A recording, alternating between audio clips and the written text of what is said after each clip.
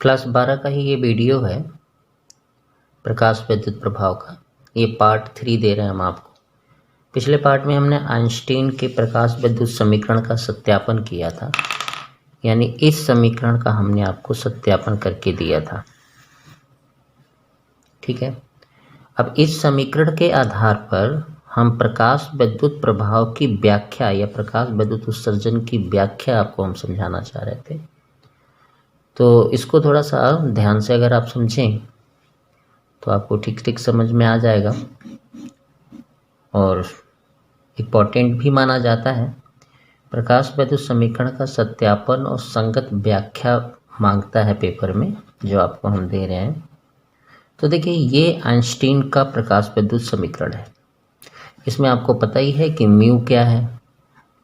ये आपतित प्रकाश की आवृत्ति है, जो आपतित प्रकाश की आवृत्ति है ना, और यही प्रकाश धातु पृष्ठ पर गिरता है। और म्यू ज़ीरो आपकी देहली तरंग दैर्ध्य है, देहली आवृत्ति है। ठीक है, और ये जब फोटॉन उत्सर्जित होंगे उनकी कैनेटिक एनर्जी है।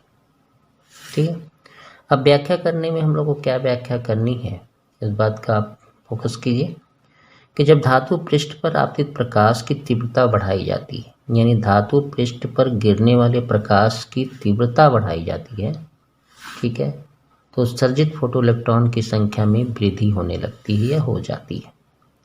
या हम कह सकते हैं कि आपतित प्रकाश की तीव्रता का बढ़ाना और प्रकाश इलेक्ट्रॉन की उत्सर्जन दर के बीच में अनुक्रमानुपाती संबंध होता है। ठीक है, यानी धातु पृष्ठ पर प्रकाश की तीव्रता, गिरने वाले प्रकाश की तीव्रता प्रोपोर्शनल प्रकाश इलेक्ट्रॉन उत्सर्जन की दर।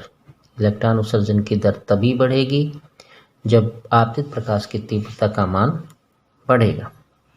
दूसरी बात है कि अगर हम प्रकाश आवृत्ति और देहली आवृत्ति का संबंध समझें, तो प्रकाश की आवृत्ति अगर देहली आवृत्ति से अधिक कर दी जाए, तो देखिए जब ये मान अधिक करेंगे और ये मान कम कर रखेंगे तो होगा क्या कि इस पूरे का मान पॉजिटिव आएगा, क्योंकि पॉजिटिव जब बड़ा होगा तो पूरे का मान पॉजिटिव में अधिक होगा, यानी काइनेटिक एनर्जी जो फोटो इलेक्ट्रॉन की है वो बढ़ जाएगी।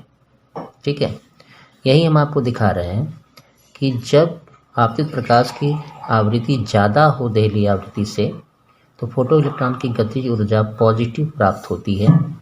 ठीक है,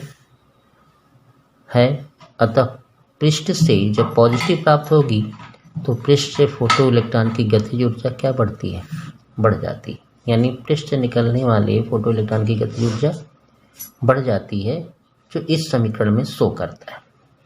दूसरी बात हम एक और कर लें कि यदि प्रकाश की तीव्रता, प्रकाश की आवृत्ति, आपतित प्रकाश की आवृत्ति देहली आवृत्ति से कम हो जाए, उस स्थिति में होता क्या है कि काइनेटिक एनर्जी जो होती है, फोटो इलेक्ट्रॉन की जो गतिज ऊर्जा होती है, वो निगेटिव प्राप्त होती है ना। ऊपर वाले में पॉजिटिव थी लेकिन नीचे वाले में निगेटिव प्राप्त होती है। निगेटिव प्राप्त होने का मतलब कि जो फोटो इलेक्ट्रॉन उत्सर्जित होगा या हो रहा होगा वो बिल्कुल अपंग होगा, उसकी वेलोसिटी शून्य होगी, चल फिर नहीं सकता होगा, तो काइनेटिक एनर्जी उसकी कैसी होगी, नेगेटिव होगी। अतः हम ये कह सकते हैं कि प्रकाश आवृत्ति, इससे यह सिद्ध होता है कि इस प्रकाश आवृत्ति से फोटो इलेक्ट्रॉन उत्सर्जित नहीं होंगे, यानी देहली आवृत्ति से कम आवृत्ति के प्रकाश द्वारा प्रकाश इलेक्ट्रॉन उत्सर्जित पृष्ठ से नहीं होंगे। यह आपको हमने समझाया। तीसरी बात में हमने समझाया है कि जब आपतित प्रकाश की आवृत्ति देहली आवृत्ति के बराबर हो जाए, उस समय काइनेटिक एनर्जी का मान हमारा शून्य प्राप्त होगा। आप समीकरण से भी देख सकते हैं, जब ये दोनों मान आपस में बराबर हो जाएंगे तो कट के जीरो हो जाएंगे और ईके का मान शून्य आएगा, यानी काइनेटिक एनर्जी फोटो इलेक्ट्रॉन की शून्य आएगी। तो इस स्थिति में ये माना जाएगा कि जो फोटो इलेक्ट्रॉन उत्सर्जित होंगे उनकी गतिज ऊर्जा तो नहीं बढ़ेगी, शून्य होगी, लेकिन पृष्ठ से इलेक्ट्रॉन उत्सर्जन होंगे। ठीक है, प्रकाश से फोटो इलेक्ट्रॉन क्या होंगे, उत्सर्जित होंगे, लेकिन उनकी गतिज ऊर्जा नहीं बढ़ेगी। तो यह कथन बताता है कि जो प्रकाश इलेक्ट्रॉन का उत्सर्जन दर है वो प्रकाश की तीव्रता पर ही निर्भर करता है। ठीक हो गया, आपको समझ में आ गया होगा। लास्ट में हम एक और चीज़ देते हैं, थोड़ा सा लिखने से थोड़ा सा स्टैंडर्ड हो जाता है, कि आइंस्टीन के प्रकाश वैद्युत समीकरण की व्याख्या से 1921 ईस्वी में इन्हें नोबेल पुरस्कार मिला था, क्योंकि बहुत ही जहदोजहद में ये व्याख्या बनी थी। न्यूटन का कणिका सिद्धांत, तरंग सिद्धांत के बाद भी व्याख्या नहीं हो पाई थी कि कॉम्पटन प्रभाव, रमन प्रभाव और जेमान प्रभाव जैसी चीज़ें कैसे आ रही हैं। ठीक है, तो ये आपका टॉपिक एंड करते हैं। फोटॉन क्या है? प्रकाश द्रव्य के साथ, यानी द्रव्यमान युक्त चीज़ों के साथ, जैसे अभी ऊपर की देखें हम, द्रव्यमान युक्त पृष्ठ पे गिर रहा था प्रकाश, तो प्रकाश द्रव्य के साथ एक अन्योन क्रिया करता है। अन्योन क्रिया में इस प्रकार व्यवहार करता है, अन्योन क्रिया में इस प्रकार व्यवहार करता है जिससे शो होता है कि वो कण है ना। ठीक है, कण है यानी द्रव्यमान से बना है। तो इन्हीं कणों को हम कहते हैं क्वांटा। प्रकाश का द्रव्यकण के रूप में अभिव्यक्ति उसका क्या कहलाती है? क्वांटा कहलाती है। क्वांटा ये प्रकाश ऊर्जा की एक पैकेट होती है, मतलब एक सबसे छोटी मात्रा। ठीक है, उसे हम कहते हैं फोटॉन। समझ में आई बात?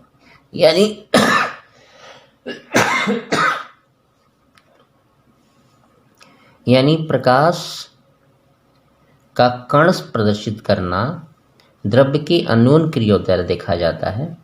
यानी प्रकाश जब द्रव्य के साथ कण जैसा व्यवहार करती है तो उस प्रकाश प्रकृति को हम कहते हैं क्वांटा। ठीक है, इसे द्रव्य तरंग के नाम पे जाना जाता है। अब प्रकाश फोटॉन जो होता है, मतलब प्रकाश का एक कण का जो रूप है वो देखिए, उसके क्या विलक्षण होते हैं। प्रत्येक फोटॉन की ऊर्जा जो होती है प्रकाश फोटॉन की, ये होती है। प्रत्येक फोटॉन की, बहुत सारे फोटॉन से बना होता है। प्रत्येक फोटॉन की ऊर्जा आपकी होती है E बराबर h न्यू प्लस बराबर sc बाई लेमडा, और संवेग ये होता है P बराबर h न्यू बाई c। यहाँ पे जो कांस्टेंट आए हैं, अलग अलग भौतिक राशियाँ आई हैं, जैसे h है प्लांक नियतांक बोला जाता है, म्यू है प्रकाश की आवृत्ति बोली जाती है, और c है प्रकाश की चाल बोली जाती है निर्वात या वायु में। ठीक है, एक और चीज़ देखिए, निश्चित आवृत्ति के सभी फोटॉन की ऊर्जा और संवेग का मान समान होता है। यानी एक निश्चित आवृत्ति का प्रकाश हो तो उसमें जितने भी प्रकाश फोटॉन या जितने भी प्रकाश कण होंगे उनकी ऊर्जा और संवेग नियत होगा। ठीक हो गया। प्रकाश फोटॉन की निर्वात में जो समान चाल होती है, यानी प्रकाश फोटॉन जो होंगे जब वो माध्यम में या निर्वात में चलेंगे, तो अगर निर्वात माध्यम लिया जाएगा तो उसमें सभी फोटॉन की चाल समान होती है। इसी आधार पर हम कह लेते हैं कि प्रकाश की चाल निर्वात में समान होती है। ठीक है। दूसरी बात, फोटॉन विद्युत उदासीन होते हैं, इन पर किसी प्रकार का चार्ज नहीं होता, पॉजिटिव नेगेटिव चार्ज नहीं होता। ठीक है। जब कोई चार्ज नहीं होगा तो वो चुंबकीय क्षेत्र और वैद्युत क्षेत्र में विक्षेपित नहीं होगा, यानी फोटॉन विद्युत और चुंबकीय क्षेत्र में विक्षेपित नहीं होते। चार्ज होता तो होते, है ना। फोटॉन का एक माध्यम से दूसरे माध्यम में जाने पर उसका वेग मान परिवर्तित होता है। उसका क्या परिवर्तित होता है? वेग परिवर्तित होता है। क्यों परिवर्तित होता है? क्योंकि वेग तभी परिवर्तित होता है जब उसकी आवृत्ति परिवर्तित होती है। यानी इंटरनल प्रकाश जब एक माध्यम से दूसरे माध्यम को जाता है तो उस प्रकाश की आवृत्ति बदलती है, जिसके कारण उसका वेग भी क्या होता है? बदल जाता है। लेकिन एक खास बात है कि ऐसा करने में उसका तरंग दैर्ध्य नहीं बदलता। यानी एक माध्यम से दूसरे माध्यम जाने में प्रकाश की आवृत्ति बदल गई और प्रकाश का वेग बदल गया, यानी फोटान वेग बदल गया, फोटान आवृत्ति बदल गई, लेकिन उसका तरंग दैर्घ्य नहीं बदलता। दूसरी बात, फोटान का विराम द्रव्यमान m0 को कहते हैं। m0 ऐसे फोटान द्रव्यमान कहलाता है जिसका मान शून्य होता है, यानी विराम अवस्था में फोटान का जो द्रव्यमान है वो शून्य होता है। ठीक हो गया। दूसरा, गति अवस्था में फोटान का गतिक द्रव्यमान, यानी जब मूव करेगा तो गतिक द्रव्यमान हो गई, उस गतिक द्रव्यमान का सूत्र होता है h/c² बराबर h बराबर c लैम्डा, यानी दोनों का हम यूज कर सकते हैं। गतिक द्रव्यमान में ये न्यू तो आपको समझ रहे होगा, सी भी समझ रहे होंगे, पीछे भी ऊपर ही हम दे चुके थे। प्रकाश की आवृत्ति है, प्रकाश की चाल है, फलंग नियतांक है। ठीक है, तो गतिक द्रव्यमान का मान ये हल करके निकाला जा सकता है, लेकिन विराम द्रव्यमान फोटान का शून्य होता है।